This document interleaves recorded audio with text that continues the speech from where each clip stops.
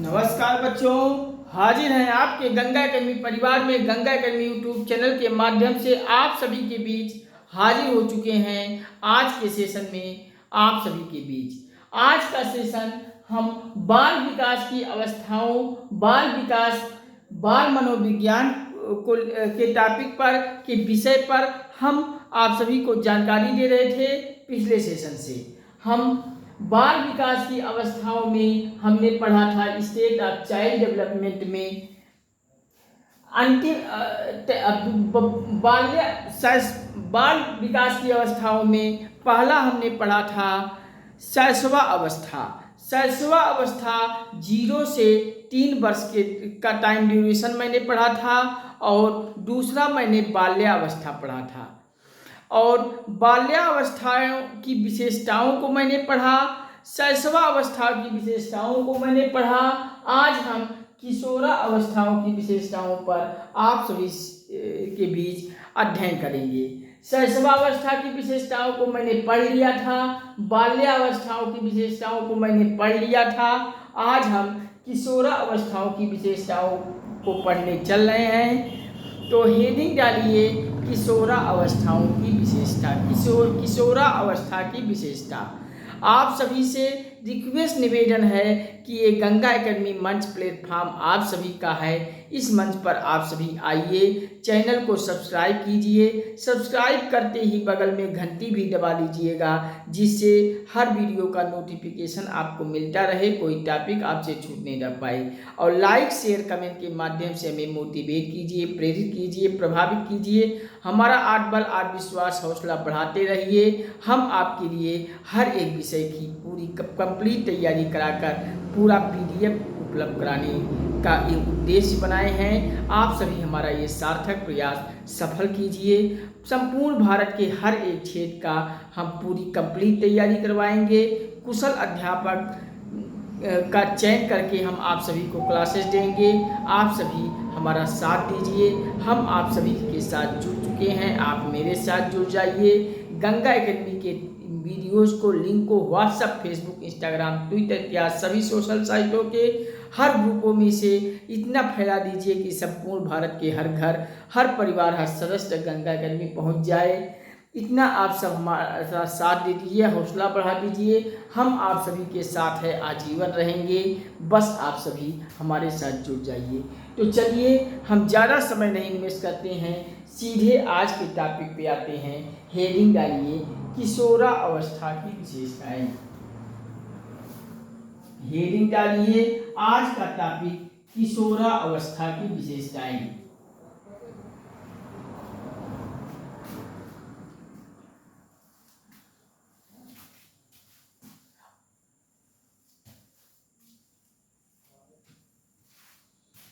Heading डालिए किशोरा अवस्था की विशेषताएं।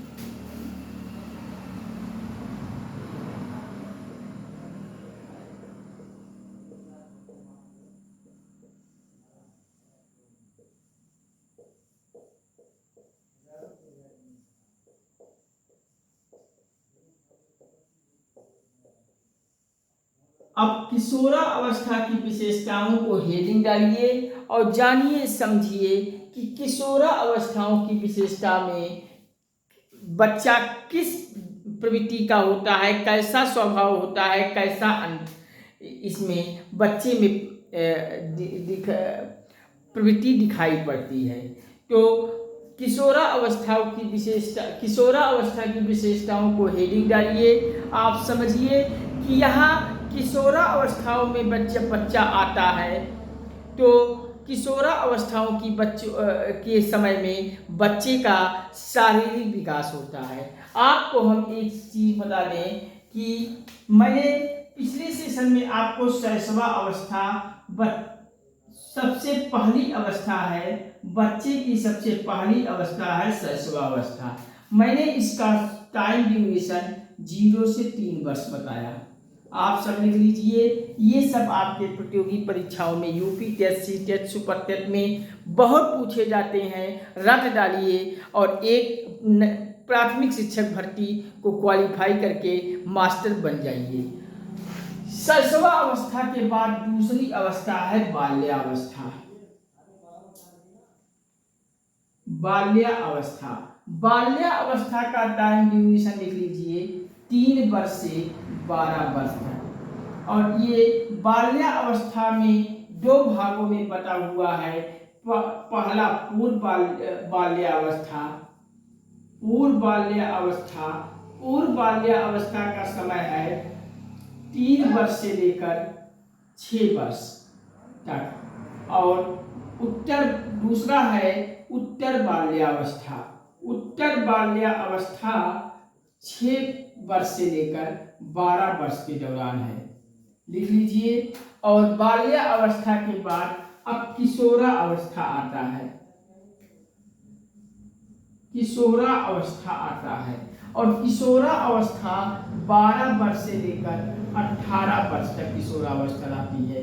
और 18 वर्ष से ऊपर की अवस्था को हम प्रौढ़ा अवस्था कहते हैं। आप लिख लीजिए, प्रौढ़ा अवस्था कहते हैं या वृद्धा अवस्था भी इसे कहते हैं। आप लिख लीजिए। ये बाल विकास की अवस्थाओं में ये अवस्थाएं हैं। पहला शैशवा अवस्था 0 से 3 वर्ष, दूसरा बाल्यावस्था 3 वर्ष से 12 वर्ष।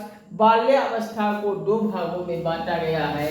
पूर्व बाल्यावस्था 3 से 6 वर्ष और उत्तर बाल्यावस्था 6 वर्ष से 12 वर्ष।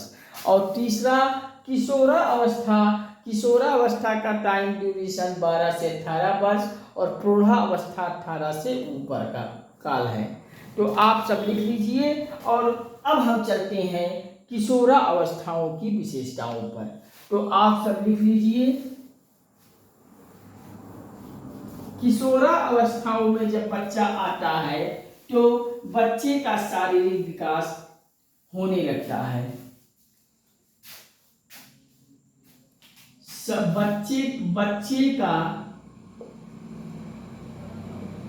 बच्चे का शारीरिक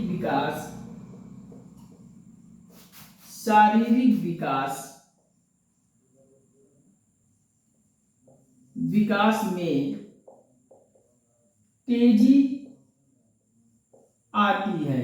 मतलब बच्चे का शारीरिक विकास तेजी से होने लगता है। बच्चे के शारीरिक विकास में तेजी आती है, तीव्रता आती है। बच्चे का शारीरिक विकास अधिक होता है किसमें? किशोरा अवस्था में।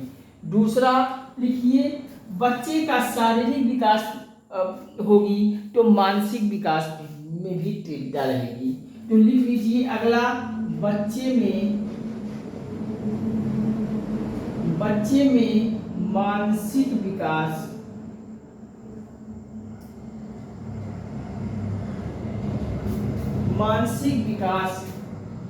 भी होने लगती है।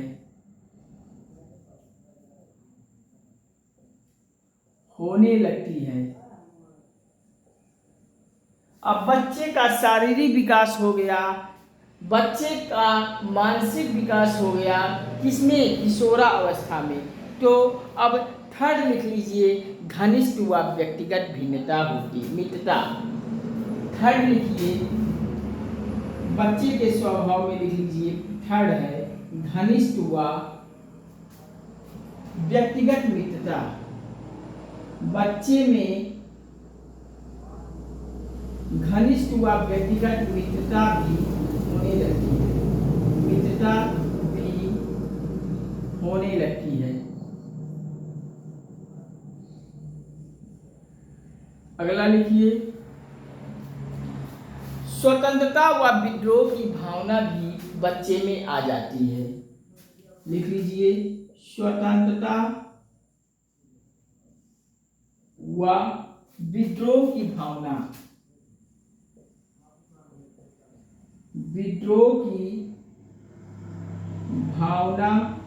भी बच्चे में प्रबल हो जाती है। ये किशोरा अवस्थाओं की विशेषताओं में 4 स्टेप लिख लीजिए। कौन कौन सा? बच्चे का शारीरिक विकास होने लगता है, बच्चे में मानसिक विकास होने लगता है, बच्चे में घनिष्ठ व व्यक्तिगत मित्रता भी होने लगती है, बच्चे में स्वतंत्रता व विद्रोह की भावना भी प्रबल हो जाती है। तो ये चारों स्टेप किशोरा अवस्था की है। आपके परीक्षा में ऐसे पूछे जाते हैं कि निम्नलिखित में से बताइए, बाल विकास की किस अवस्थाओं में बच्चे में शारीरिक विकास होने लगता है, बच्चे में मानसिक विकास होने लगता है, बच्चे में घनिष्ठ व व्यक्तिगत मित्रता होने लगती है, बच्चे में स्वतंत्रता व विद्रोह की भावना प्रबल हो जाती है। तो आपको उत्तर देना है किशोरा अवस्था की विशेषताओं में। तो इतना लिख लीजिए। अब हम एक एक करके आपको बता रहे हैं। अगला हेडिंग डालिए, शारीरिक विकास। आप सब लिख लीजिए, हम साइड में हो जाते हैं जिससे दिखने में कोई प्रॉब्लम ना हो। हम एक बार रिकॉल कर देते हैं। किशोरा अवस्था की विशेषताओं में बच्चे का शारीरिक विकास में तेजी आती है, बच्चे में मानसिक विकास होने लगती है, बच्चे में घनिष्ठ व व्यक्तिगत मित्रता होने लगती है और स्वतंत्रता व विद्रोह की भावना बच्चे में प्रबल हो जाती है। तो लिख लीजिए। अब हम इरेज करते हैं और अगला हेडिंग लिखिए, शारीरिक विकास।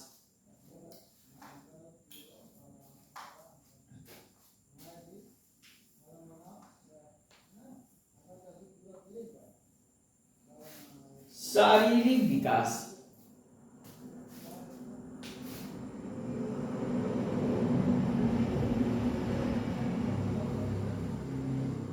शारीरिक विकास।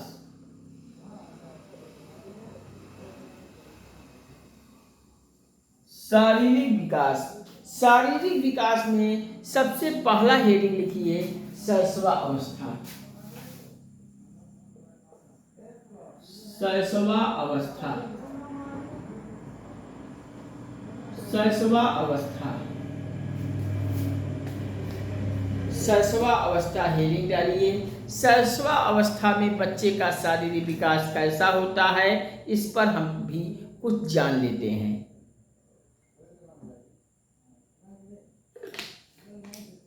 बच्चे शैशव अवस्था में बच्चे का शारीरिक विकास होता है। लिख लीजिए, यहाँ शैशव अवस्था में बालक का भार बालिका से अधिक होता है। लिख लीजिए, पहला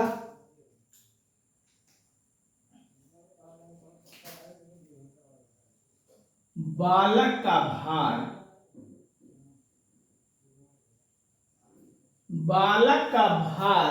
बालिका से अधिक होता है।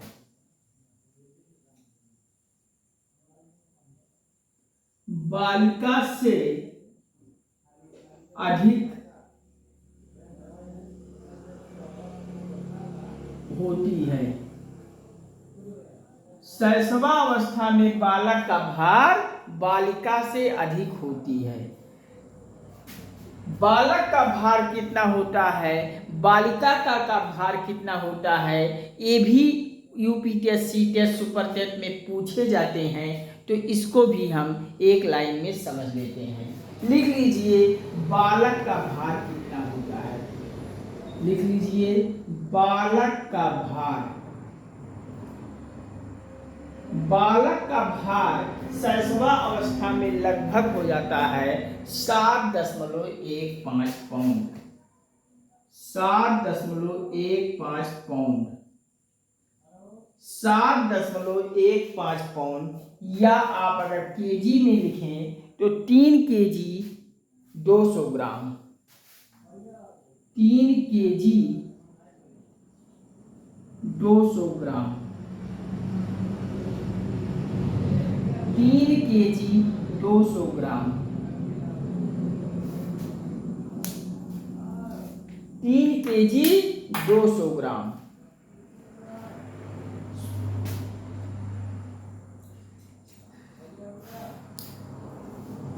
और बालिका का भार लिख लीजिए,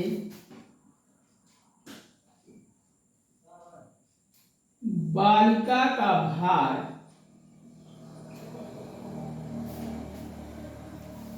60.13 पाउंड पाउंड ये लिख लीजिए। आपके परीक्षा में UP TET, C TET, super TET का परीक्षा आप सब देने जाते हो तो वहाँ ये सब क्वेश्चन पूछे जाते हैं। निम्नलिखित में से बताइए शैशवा अवस्था में बालिका का भार लगभग कितना हो जाता है। तो आप सब ऑप्शन चुनोगे 60.13 पाउंड। बालक का भार पूछे तो 60.15 पाउंड, 3 केजी 200 ग्राम। बालक का भार बालिका से अधिक होता है किसमें? शैशवा अवस्था में। तो लिख लीजिए। अब हम अगला हेडिंग लिखिए लंबाई के बारे में। तो लिखिए लंबाई। लंबाई के बारे में जान लीजिए कि शैशवा अवस्था में शैशवा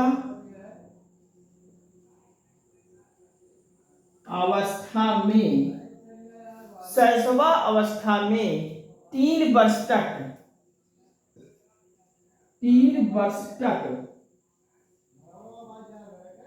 बच्चों का विकास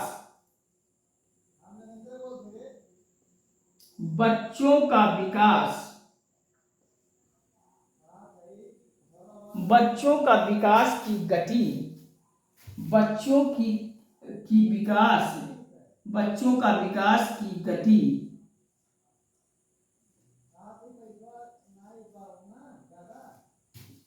अति तीव्र होती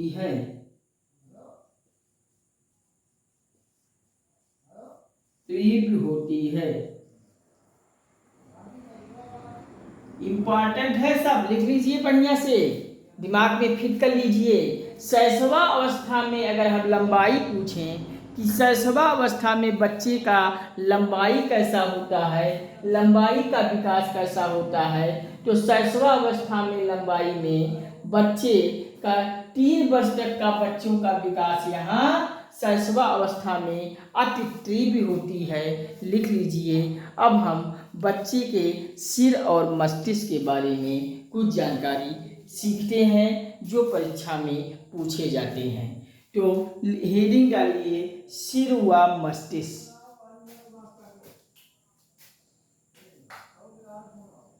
सिर व मस्तिष्क।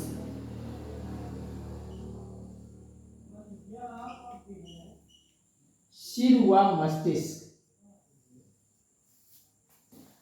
सिर व मस्तिष्क में हेडिंग डालिए नवजात शिशु की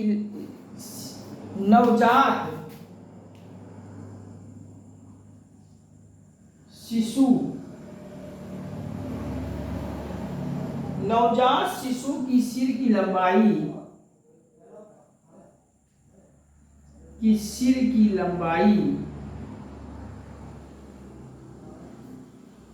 लंबाई उनके सिर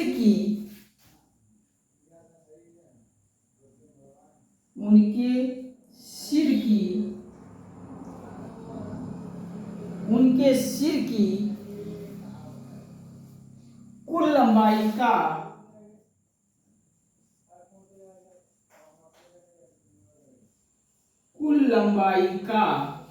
1/4 एक चौथाई 1/4 यानी कि एक चौथाई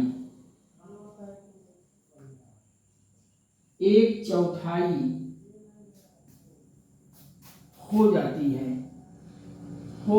है किसमें? शैशवा अवस्था में। लिख लीजिए।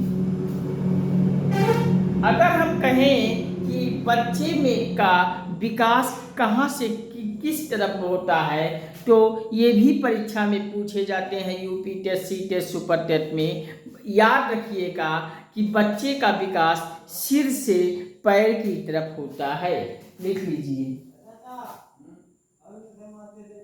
बच्चा का विकास सिर से पैर की तरफ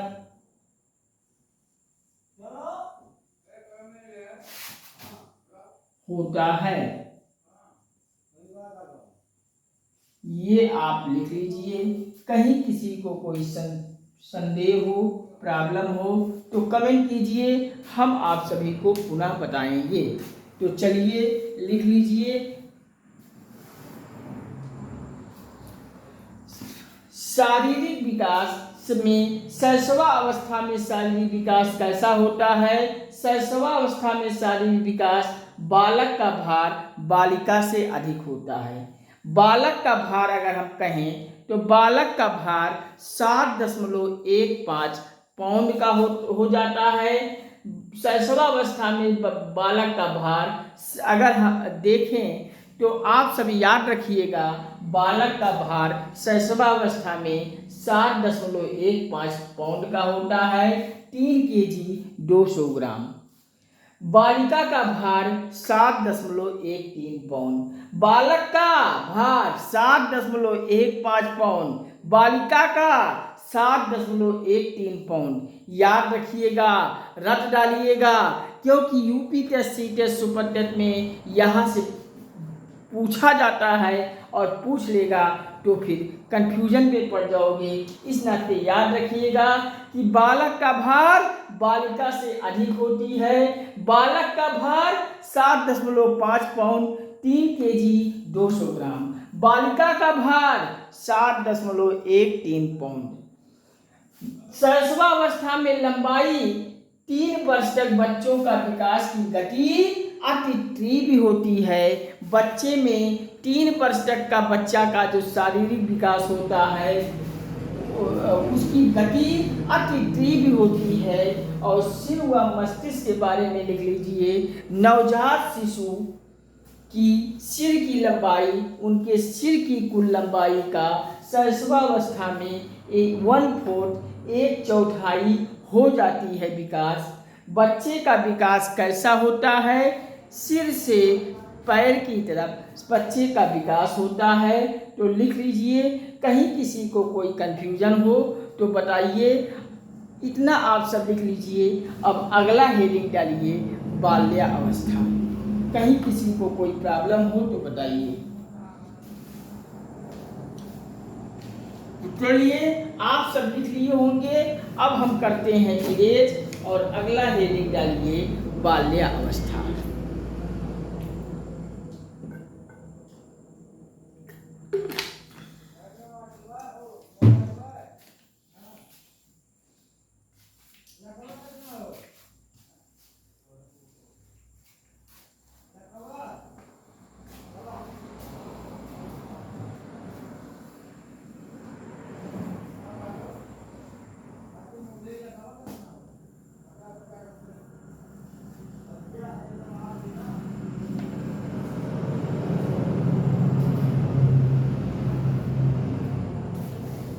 बाल्यावस्था, हेडिंग डालिए, बाल्यावस्था।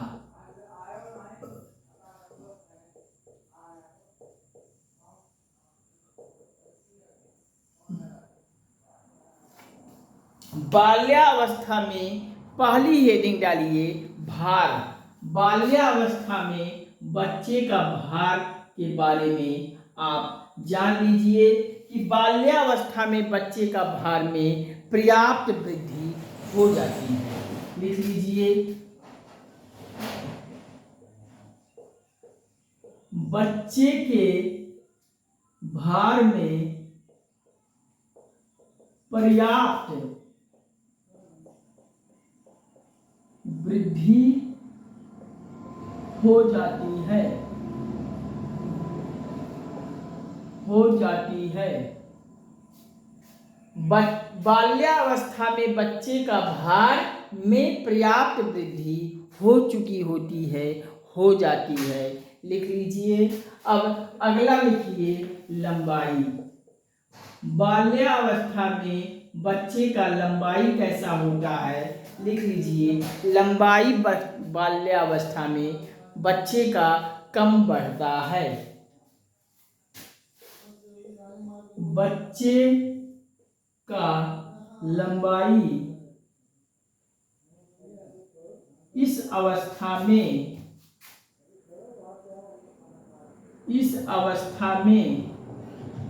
कम बढ़ता है, बढ़ने की गति मंद भी होती है, ये भी लिख सकते हैं। अगला लिखिए, बाल्यावस्था में बच्चे का में हड्डियां निम्नलिखित में से कितनी होती हैं। हड्डियों के बारे में भी परीक्षा में यूपी टेस्ट, सी टेस्ट, सुपर टेस्ट में पूछा जाता है, तो ये भी लिख लीजिए, हड्डियां।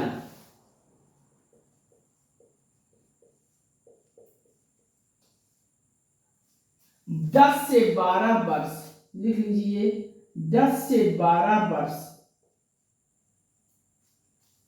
की आयु में 10 से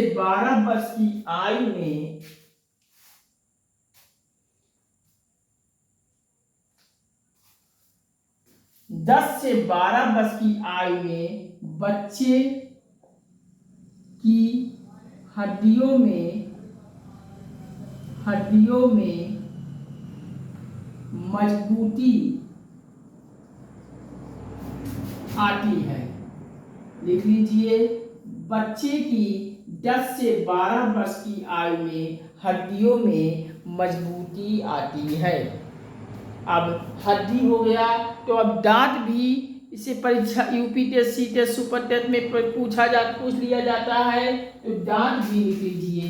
बाल्यावस्थाओं में बच्चे का दांत कैसा होता है, लिख लीजिए, यहाँ बच्चे के दूध के दांत गिरने लगते हैं। यहाँ कहाँ, बाल्यावस्था में बच्चे के दूध के दांत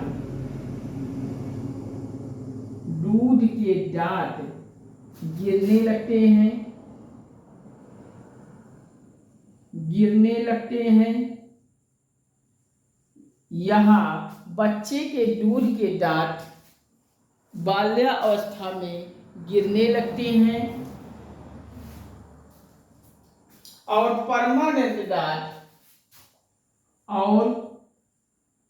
परमानेंट मीन अस्थाई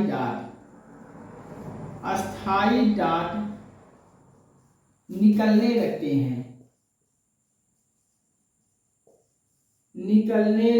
हैं। ये रहा बाल्यावस्था में बच्चों का भार, लंबाई, हड्डी और दांत से संबंधित क्वेश्चन परीक्षा में पूछे जाते हैं। लिख लीजिए, रट लीजिए, जिससे कभी यूपी टेस्ट, सी टेस्ट, सुपर टेस्ट की कोई परीक्षा देने जाएं तो आप सब यहाँ से क्वेश्चन गलत ना करके आइएगा। करना क्या है, बाल्यावस्था का भार याद कर लीजिए। बच्चे के भार में बाल्यावस्था में पर्याप्त वृद्धि हो जाती है, हो चुकी होती है। लंबाई बाल्यावस्था में बच्चे की लंबाई बाल्यावस्था में कम बढ़ता है। बाल्यावस्था में हड्डियां 10 से 12 वर्ष की आयु में बच्चों की हड्डियों में बाल्यावस्था में मजबूती आती है। और दांत से संबंधित क्वेश्चन है, यहाँ बच्चे के दूध के दांत बाल्यावस्था में गिरने लगते हैं और अस्थाई दांत, परमानेंट दांत निकलने लगते हैं। आपसे परीक्षा में पूछा जाएगा कि निम्नलिखित में से बताइए किस अवस्था में बच्चों के दूध के दांत गिरने लगते हैं और अस्थाई दांत निकलने लगते हैं, तो आप उत्तर दोगे बाल्यावस्था। हड्डियों में मजबूती किस अवस्था में आती है, तो बाल्यावस्था में 10 से 12 वर्ष की आयु में बच्चों की हड्डियों में मजबूती आती है। बाल्यावस्था में बच्चे की लंबाई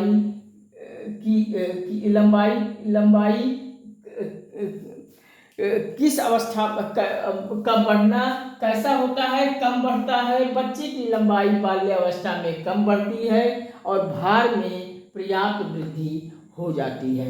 मतलब बाल्यावस्था में भार तो अधिक बढ़ती है लेकिन लंबाई कम बढ़ती है। भार के अलावा भार ज़्यादा बढ़ती है, लंबाई कम बढ़ती है। हड्डियाँ 10 से 12 आयु की वर्ष में बच्चों की हड्डियों में मजबूती आती है और दूध के दांत निकलने लगते हैं, अस्थाई दांत आ जाते हैं। कहाँ, बाल्यावस्था में। तो आप सब लिख लीजिए और अगला हेडिंग लिखिए किशोरा अवस्था। अगला हेडिंग लिखिए किशोरा अवस्था। किशोरा अवस्था। अगला हेडिंग लिखिए किशोरा अवस्था 12 से 18 वर्ष तक के काल को किशोर अवस्था कहते हैं। 12 से 18 वर्ष की आयु में जब बच्चा आता है तो उस समय बच्चा किस अवस्था में होता है? किशोरा अवस्था। तो हेडिंग डाल लीजिए किशोरा अवस्था। आप सब लिख लीजिए। कहीं किसी को कोई प्रॉब्लम हो तो बताइए, हम साइड में हो गए हैं। आप सब लिख लीजिए। बाल्य अवस्था में बच्चे का भार में पर्याप्त वृद्धि हो जाती है। बच्चे का लंबाई इस अवस्था में कम बढ़ता है। बाल्यावस्था में हड्डियां 10 से 12 वर्ष की आयु में बच्चों की हड्डियों में मजबूती आती है और बाल्यावस्था में बच्चे के दूध के दांत गिरने लगते हैं और अस्थायी दांत निकलने लगते हैं। तो आप सब लिख लीजिए और अगला हेडिंग लिखिए किशोरा अवस्था। किशोरा अवस्था बच्चों का 12 से 18 वर्ष के काल में जब बच्चा आता है तो उस दौरान बच्चा किशोरा अवस्था के समय में होता है। तो इसको हम अगले सेशन में आप सभी को पढ़ाएंगे किशोरा अवस्था। आप सब लिख लीजिए। आप सब लिख लिए होंगे। अब किशोरा अवस्था 12 से 18 वर्ष की अवस्था को हम अगले सेशन में आप सभी को जानकारी देंगे। बस आप सभी से यही गुजारिश करता हूँ, बार बार निवेदन करता हूँ कि ये गंगा एकेडमी मंच, एक प्लेटफार्म, एक परिवार आप सभी का है। इस परिवार पर आप सभी एक साथ आइए, सब्सक्राइब कीजिए। सब्सक्राइब करते ही बगल में घंटी भी दबा लीजिए, जिससे यहाँ से हर वीडियो का नोटिफिकेशन आपको मिलता रहे। कोई वीडियो आपको छूटने ना पाए, कोई टॉपिक आपसे छूटने ना पाए। हर टॉपिक को देखकर प्रैक्टिस कीजिए और तैयारी आपको परिपक्व करके परीक्षा हॉल में जाइए, परीक्षा को क्वालिफाई करके क्रैक कीजिए और एक नौकरी लेकर आइए, जिससे आपके घरों में खुशी हो। और प्राथमिक शिक्षक भर्ती को क्वालिफाई करके प्राइमरी का मास्टर बन के आइए। ये हमारा उद्देश्य है। आप सब साकार कीजिए। आप सभी गंगा एकेडमी के मंच को प्यार कीजिए, सपोर्ट कीजिए और लाइक शेयर कमेंट के माध्यम से हमें मोटिवेट कीजिए, प्रेरित कीजिए, प्रभावित कीजिए। लाइक शेयर कमेंट के माध्यम से हमारा आत्मबल, आत्मविश्वास, हौसला बढ़ाते जाइए। हम आपके लिए संपूर्ण भारत के हर एक क्षेत्र की सभी प्रतियोगी परीक्षाओं को ध्यान में रखते हुए कुशल अध्यापक का चयन करके आप सभी को क्लास देंगे। आप सभी को पूरा PDF नोट्स भी देंगे। बस आप सभी हमारे साथ जुड़कर हमें इस प्यार और सपोर्ट दीजिए।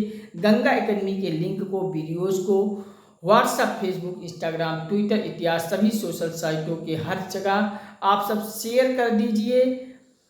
हर सोशल साइट पे आप सब शेयर कर दीजिए और इतना फैला दीजिए कि संपूर्ण भारत के हर घर, हर परिवार, हर सदस्य तक गंगा एकेडमी पहुँचा दीजिए। और आप सब इतना हमारा साथ दे दीजिए। हम आप सभी के साथ आ चुके हैं और हमारा आत्मबल, आत्मविश्वास, हौसला बढ़ाते जाइए, मोटिवेट करते जाइए, प्रेरित कीजिए, प्रभावित कीजिए। हम आप सभी के लिए हर एक विषय को आसान बनाने का प्रयास करूंगा और आपको घर बैठे पूरी तैयारी कंप्लीट कराऊंगा। बस आप सभी हमें साथ दीजिए, विश्वास जताइए हम पर और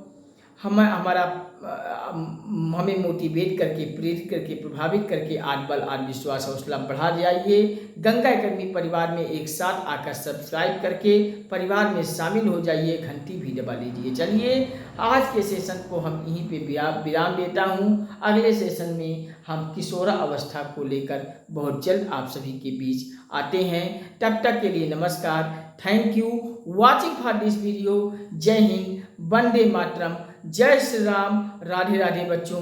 हर हर महादेव, हर हर गंगे। हम मिलते हैं अगले सेशन में बहुत जल्द। तब तक के लिए नमस्कार। Thank you.